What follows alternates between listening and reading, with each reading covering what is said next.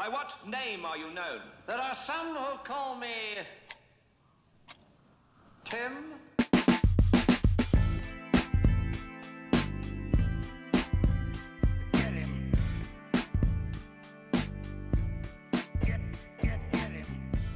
Hey, what's going on, everybody? You're tuning into 20 Tim Minutes, a podcast that focuses on mental health through humor, insight, and personal stories. I am your host, Tim McCarthy, and you are listening to episode 94, or 94. Hope everyone's doing all right. You can learn more about me at 20timminutes.com. You can also text me questions, comments, or just say hello to 781-523-9333. Just a little heads up, there's going to be no interview this week. Taking a little sabbatical, little break from doing interviews. It's a lot, especially just doing the show itself is one thing, but to find people, have a consultation with them, interview them, edit it, put it up, it's a lot on your boy. Don't forget, I got merch for sale. You can go get a new winter hat for the winter or the fall, whatever one you want to use it for. Only 20 bones. You can get it at 20timminutes.com. It's actually a really nice hat. It's one of those ones that flip up, so it gives you the good warm ears, you know. So go check one of those out. Had a good weekend this weekend. I was part of a wedding. My friends Will and Amy. We had a blast. I love a good wedding. So I had a suit, right? And I went to go pick it up, and my pants were too short, and I'm like, what the fuck? I'm already short enough. So I get that fixed, and the next day I go pick it up, bring it to the wedding. Find out my socks aren't in there, my cufflinks aren't in there, and my button on my jacket's broke. I was looking pretty ragtag at this wedding, and I was not happy about it whatsoever. But you know what? It wasn't about me. It was about the bride and groom. We had a blast, a lot of dancing, a lot of laughs. And yeah, that's how my weekend went. How was your weekend? I'll sit here and wait until someone responds. I'm just kidding, because that's not how this works. Last week I was talking about, I think I was going to end with self-awareness, self-consciousness. I'm very self-conscious at sometimes. I think all of us is. Sometimes people can be overly self-aware and go into the self-conscious mode, which I am at times. Like I always say, like I'll be at Target and I feel like people are staring at me, like the way I like walk as my fly down, is people making fun of me for no apparent reason. Because people don't really do that. Well, some people do. It's like that gym anxiety, those videos where people film people at the gym that don't know what they're doing. It's like, hey man, how about you go over there and just help them out instead of like recording them looking like an idiot. I don't really like those videos.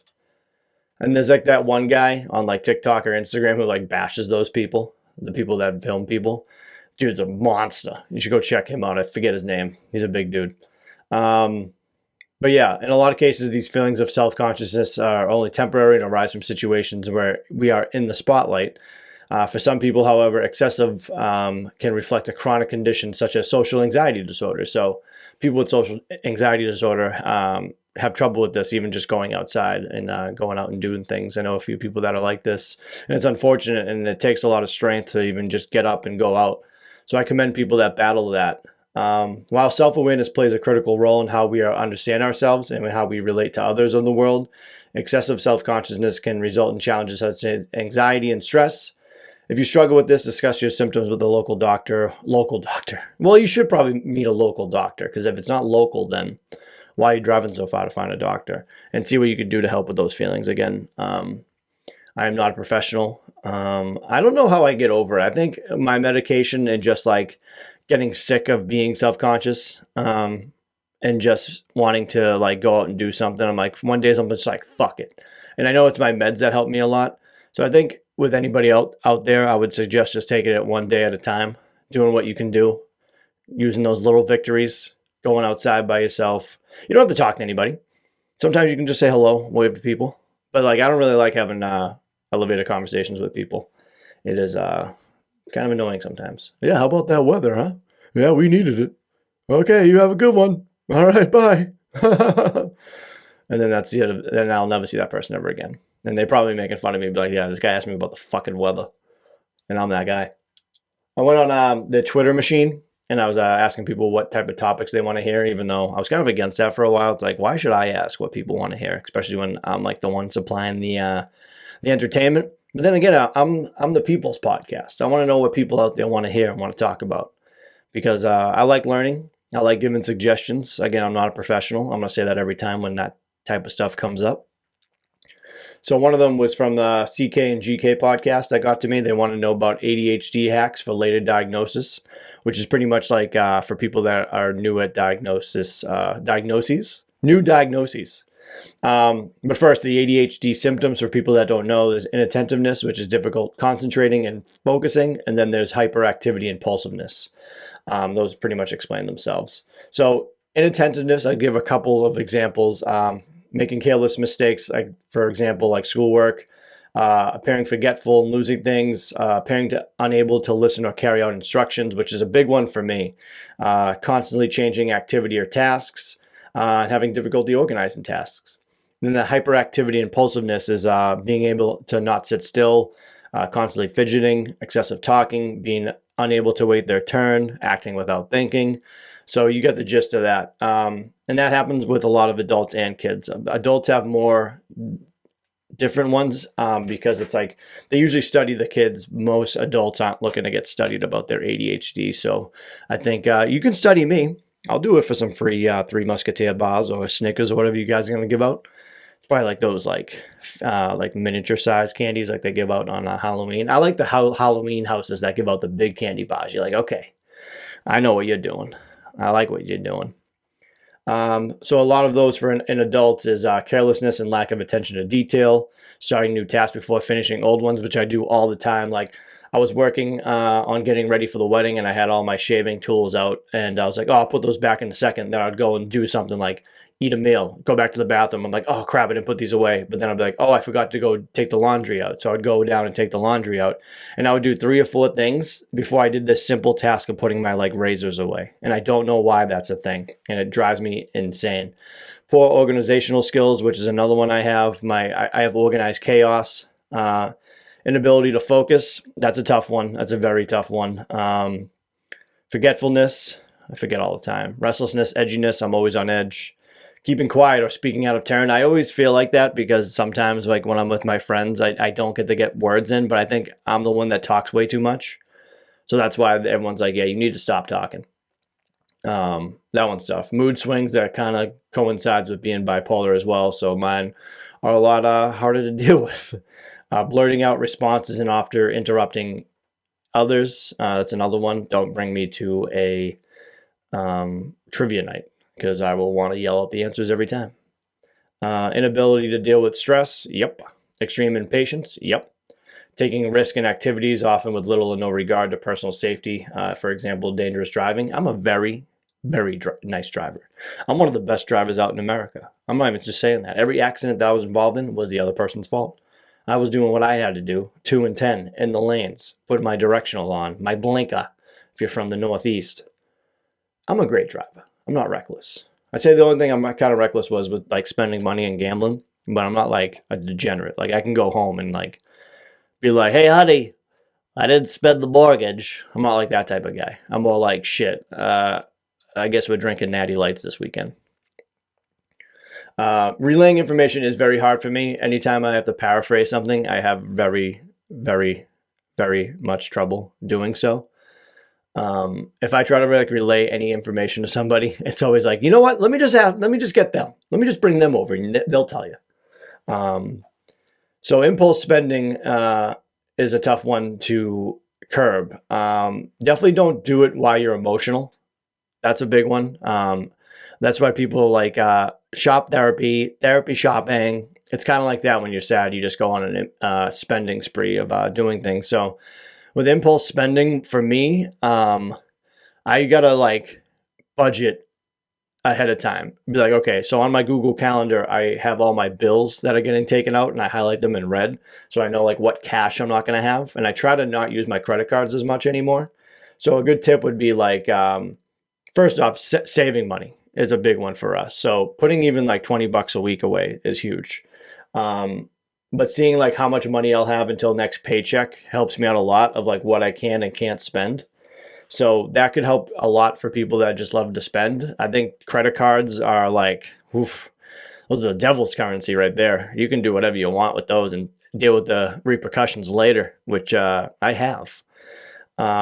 hyperfixation's a funny one too, for people with ADHD, because like I said, you have trouble focusing, but once you get into something, like I will be working on the podcast, for example, when I first started, I'd be so into it that I would lose track of time. Like that's what hyperfixation means, is like you're just so into something, you're so enthralled that you don't know what's going on around you. It's like when little kids play video games. They're like, dinner's ready, and they just don't respond. That's what hyperfixation is. And with that, I feel like it's a little bit of an easy one to realize, because we're so good at forgetting things and not wanting to do things or finish things or do 20 things at once. You definitely got to set like a timer for yourself. Be like, okay, I'm going to work on this for like an hour, 2 hours. And like, that's it. You got to keep yourself honest. Again, I'm not like that every time. I don't practice what I preach sometimes, but I'm just trying to help people out there that might be struggling with that, because I struggle with it. I've been there. I know how it is. So if you're a very hyperfixation type of person, definitely little things one by one. Just take as many breaks as you can. Go for the little victories. Even if, like, say you're working on the podcast, it's like, okay, I recorded the episode and I edited it. Let me finish the finishing touches up later. But that also comes down to like perfectionism, which is another topic I want to get into. But before we get into that, and then another one is lack of motivation. I feel like that's the hardest one for everybody. I think a lot of people lack motivation. People with ADHD tend to have a little bit more. The thing with lack of motivation always stems from the mental health, like core of being better is like sleeping better, eating better, like that type of stuff, self-care. That will help you with your lack of motivation. And you can always reward yourself. You know what I mean? You can reward yourself with the spending. Say you get something done. You're like, you know what? I'm going to go buy a new hat because my cat peed on all over my hats. Has that ever happened to you? Have you ever woke up and then your hats are on the ground that you're going to fix and mold to your head a little bit more, but then you realize your cat peed on them? Has that ever happened to anybody? Because it happened to me, and it drove me fucking nuts. So I threw my hats in a washer. I don't even know if you can, but like I'm a big hat guy. I think every episode, for the most part, I'm wearing a hat. And I just didn't clean the litter box out enough, I don't think. And my cat Lucille wasn't having it, so she went and pissed on my hats. But granted, my hats were in a basket on the ground, so I got to be more organized. See, this is ADHD at its finest right now. I was too busy doing other things. I was too lazy, lack of motivation to put my hats away. I just left them in a basket for like almost a week, and they got pissed on by my cat. And they're good hats, really good hats. The one I'm wearing right now, not pissed on. I'm not going to wear piss hats. So I got my hats drying out right now. Good old pea hat. All right, let's jump to perfectionism, actually, because Hops Geek News hit me up with that one. So perfectionism can fucking fuck you up because people put a lot of pressure on themselves. So the number one fear of perfectionism is judgment or disapproval from others. I found that interesting because like you do want to do what's best for you, but you want to be better than other people, and you think that they're judging you. It's like, wow, he's a very good perfectionist. Like he's doing really good. So I can see why that's a big thing where you feel judged if you don't do your best. So perfectionism is striving to meet high standards, need for order and neatness, concern over your mistakes, sensitivity to criticism, obviously, and self-criticism. I criticize myself all the time. I wouldn't call myself a perfectionist, but I have all those like criterias right there where I get upset about mistakes. I get more angry. I say I have angry perfectionism, where I try to be a perfectionist, but I can't get to that point. So yeah. So according to the American Academy of Pediatrics, perfectionism may be hardwired in your system. More so, the inborn trait appears to influence the way an individual sees the world. Perfectionists tend to demonstrate a fixed mindset rather than a growth mindset. People with growth mindsets believe in their ability to learn and grow over time. As a result, they find it easier to weather setbacks.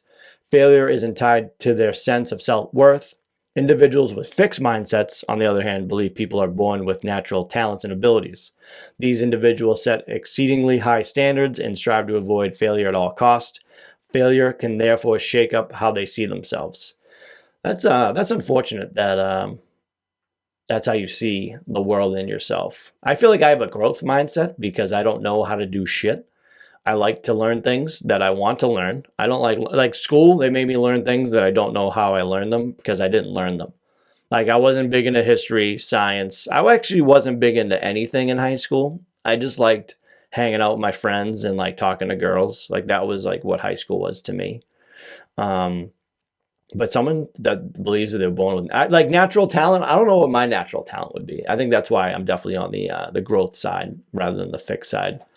Perfectionists tend to see themselves and life in general through the lens of extremes, either good or bad, victory or failure. See, I think like that though, but I don't consider myself a perfectionist. I'm very, see, again, it always comes down to this, my bipolar. I fucking swear to God, I'm like the perfect example of it. Like I always say, my favorite color is gray. I'm like fucking from both worlds. I'm an absolute fucking jumbo shrimp. What are those things called again? God damn it, I can't think right now. I'm like half asleep. This episode came out late because my cat peed on my fucking hats and I got upset.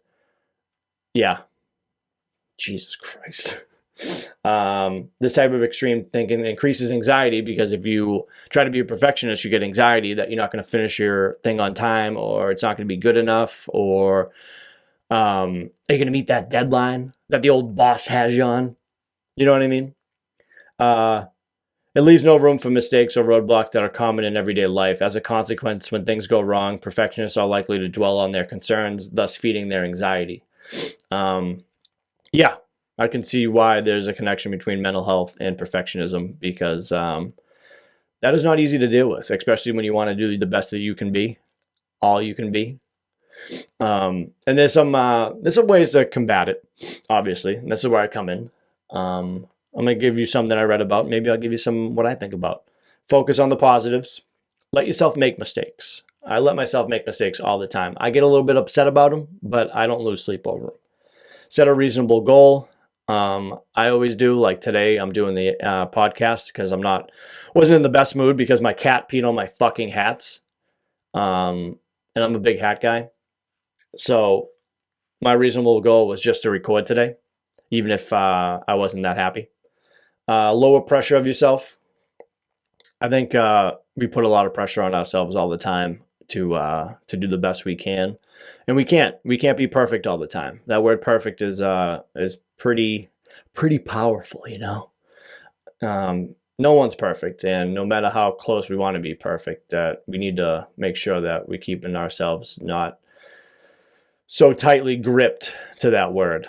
Don't procrastinate though. That's another one. You obviously want to get the job done. So you got to find that even balance. You know what I mean?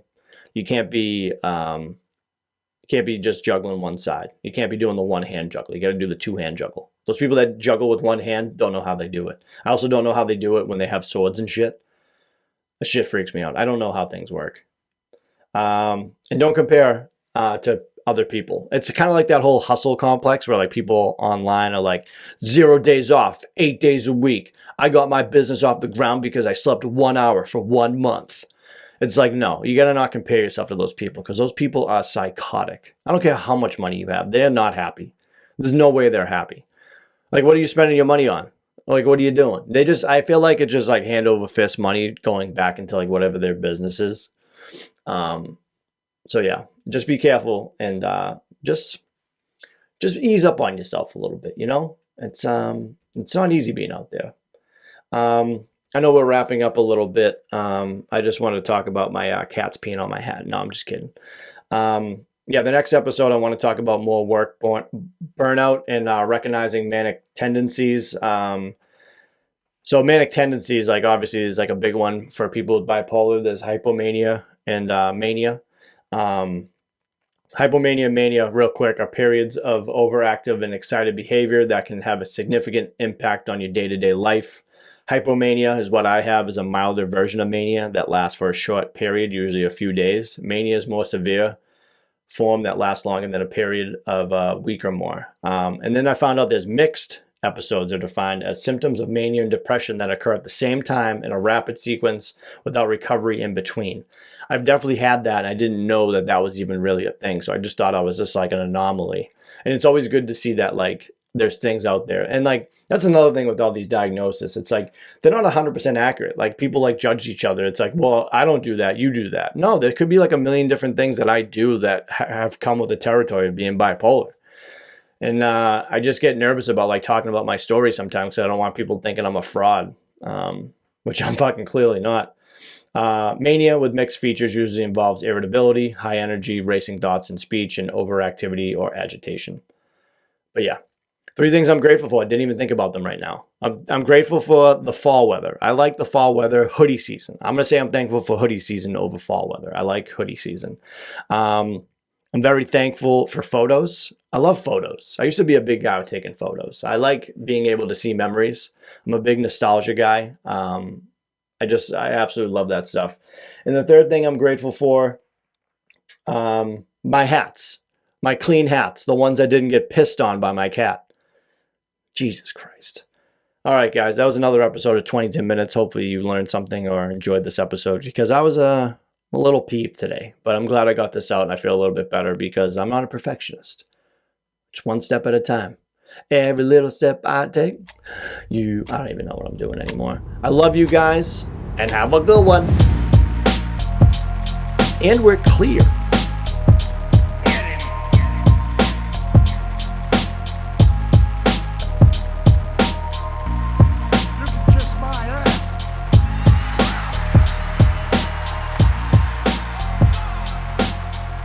This podcast is not intended to be a substitute for professional medical advice, diagnosis, or treatment.